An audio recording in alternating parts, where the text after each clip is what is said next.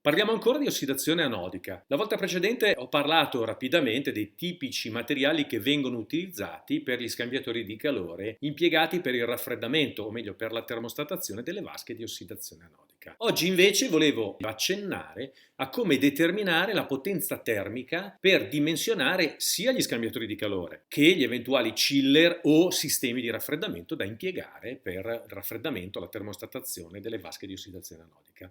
Come dicevo nel video precedente, è un fenomeno elettrogalvanico. Di conseguenza la vasca viene percorsa da corrente elettrica determinata da una tensione e da una corrente. Il calcolo della potenza da dissipare è decisamente semplice perché è direttamente proporzionale alla corrente che viene impiegata per effettuare questa ossidazione anodica e la tensione alla quale viene applicata questa corrente. Di conseguenza, con un semplice calcolo possiamo determinare quanti kilowatt dobbiamo andare ad asportare. Dal punto di vista della temperatura dipende tutto dal tipo di ossidazione che stiamo trattando, ovvero se è un'ossidazione anodica dura, tipicamente la temperatura è molto bassa, parliamo di 10-15 gradi centigradi. Se invece è un'ossidazione anodica classica, tradizionale, la temperatura si attesta a valori un po' più alti, tra i 20 e i 25 gradi centigradi. Per il raffreddamento a queste temperature c'è poco da fare, bisogna usare dei gruppi frigoriferi, anche perché sul secondario dello scambiatore inevitabilmente abbiamo bisogno di acqua a 10-15 gradi a seconda del tipo di ossidazione anodica. A meno di avere a disposizione moltissima acqua a perdere a una temperatura dai 10 ai 12 gradi, quindi parlo di acqua di pozzo,